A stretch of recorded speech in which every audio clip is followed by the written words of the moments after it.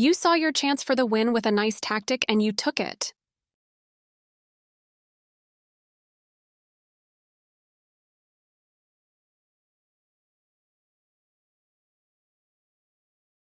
Opening with the king's pawn controls the center and opens up the light-squared bishop and queen, often leading to sharp games. E5 is a common response that establishes a presence in the center, controls d4 and opens up the queen and dark-squared bishop. Knight f3 develops the knight toward the center, attacks the e5 pawn and prepares to castle.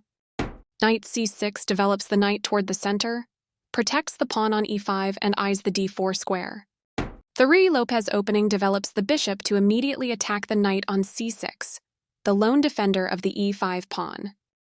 a6 forces the bishop to decide exchange or retreat. Bishop a4 safely retreats the bishop, while keeping pressure on the knight.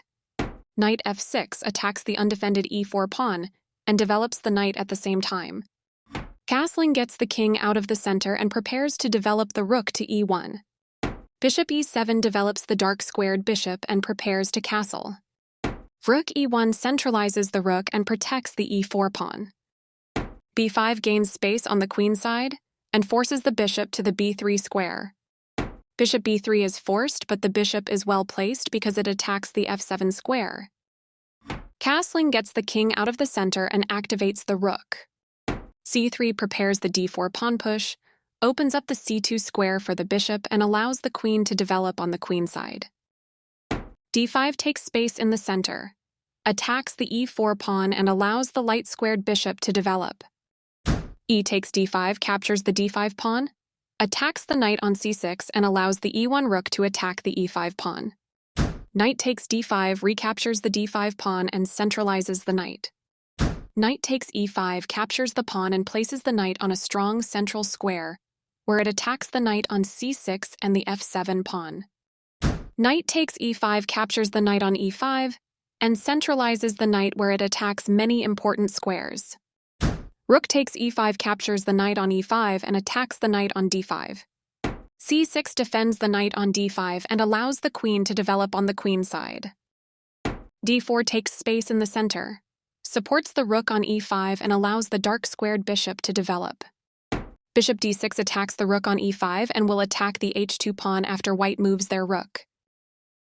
Rook e1 activates the rook on the open e-file.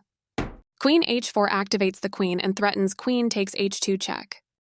g3 attacks the queen and stops the threat of queen takes h2, but weakens the f3 and h3 squares in front of white's king. Queen h3 moves the attacked queen to an aggressive square. Bishop e3 develops the bishop toward the center and helps defend the king side. Bishop g4 develops the light-squared bishop and attacks the queen.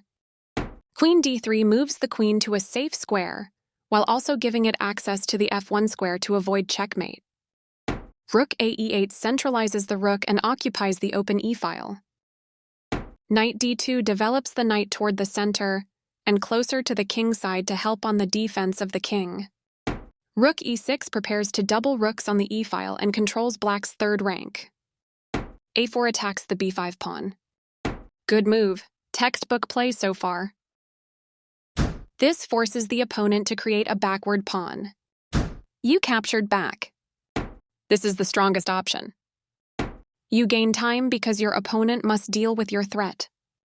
This threatens to tactically win a bishop. This is a good time for you to get out of trouble. This move puts the queen on a safer square. This move doesn't hurt you much, but it doesn't help either. This offers an equal trade of pieces.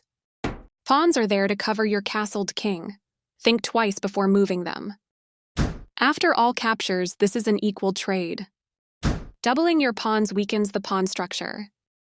This overlooks an opportunity to centralize a knight so it controls more squares.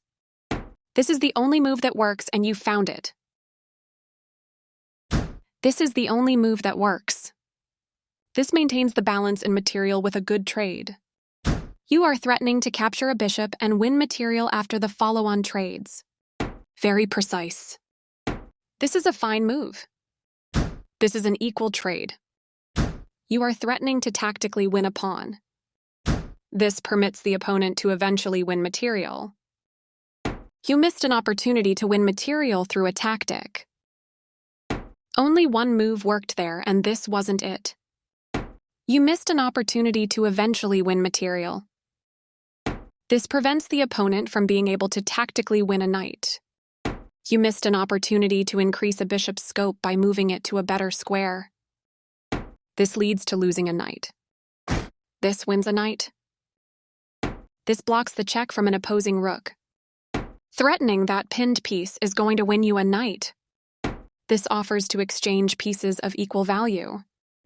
This move wins a knight. Recaptures. You step your king away from the checking rook. A solid choice. You won material by capturing a knight. Recaptures. Well done, an excellent move. This defends the attacked pawn. You moved the bishop to a better square. Right on target. This move is okay, but not what I would have played. This is the strongest option. Very good choice. The piece finds a new active square. Your opponent will lose material if you find the right moves. That's not a mistake, but it's not the best move either. You captured a free pawn. Takes back. You take back. The passed pawn moves towards its goal. You will win a pawn with a fork. This defends a pawn that was under attack and had no defenders. You won a pawn for free. This evades the check from the rook. The only move, and you found it. This puts the rook behind the other player's passed pawn. This is a fine move. That's fine. Passed pawns must be pushed. This blocks black's pawn. Yes, this is the way. A very strong play. Good job, that's what I would have played too. This threatens to eventually win a rook. You prevented your opponent from being able to eventually win a rook. One of the best moves. You escape the check from the rook.